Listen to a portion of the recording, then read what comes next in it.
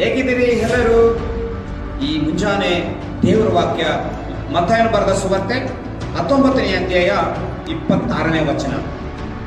ಯೇಸು ಅವರನ್ನು ದೃಷ್ಟಿಸಿ ನೋಡಿ, ಇದು ಮನುಷ್ಯರಿಗೆ ಅಸಾಧ್ಯ, ಆದರೆ ದೇವರಿಗೆ ಎಲ್ಲವೂ ಸಾಧ್ಯ.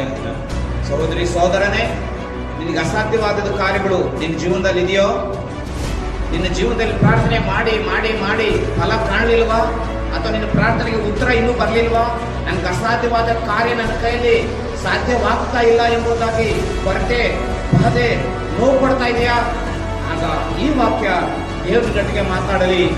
ಮತ್ತಾಯನು ಬರೆದ ಸುವಾರ್ತೆ 19:26ನೇ ವಚನದಲ್ಲಿ ಯೇಸು ಅವರನ್ನು ದೃಷ್ಟಿಸಿ ನೋಡಿ, ಇದು ಮನುಷ್ಯರಿಗೆ ಅಸಾಧ್ಯ, ಆದರೆ ದೇವರಿಗೆ ಎಲ್ಲವೂ ಸಾಧ್ಯ. ಪ್ರೀತಿಯ ದೇವ್ರ ಮಗುವೆ, ದೇವ್ರ ಹತ್ರ ನೀನು ಪ್ರಾರ್ಥನೆ ಮಾಡು. ನಿನಗೆ ಬೆಟ್ಟದಷ್ಟು ನೋವಿರಲಿ, ಬೆಟ್ಟದಷ್ಟು ದುಃಖ ಇರಲಿ, ಅಸಾಧ್ಯ ಕಾರ್ಯವು ನಿನ್ನ ಜೀವನದಲ್ಲಿರಲಿ, ದೇವರಿಗೆ ಚಿತ್ತವಾಗಿದ್ದರೆ ಅಂತ ಕಾರ್ಯವು ನಿನ್ನ ಜೀವನದಲ್ಲಿ ದೇವರು ಸರಾಗ ಮಾಡ್ತಾನೆ. ದೇವರು ಅದ್ಭುತ ನಿನ್ನ ಜೀವನದಲ್ಲಿ ಮಾಡ್ತಾನೆ. ನಿನಗೆ ಅಸಾಧ್ಯವಾದ ಕಾರ್ಯ ದೇವರು ಸಾಧ್ಯವಾಗಿ ಮಾರ್ಪಡಿಸ್ತಾನೆ. ದೇವರನ್ನು ನಂಬು, ದೇವರ ಮೇಲೆ ವಿಶ್ವಾಸವಿಡು, ಅನೇಕ ಅದ್ಭುತಗಳ ಜೀವನದಲ್ಲಿ ಕಾಣಲ್ಪಡ್ತೀಯ. Praise the Lord. ಹಲ್ಲೆಲೂಯಾ.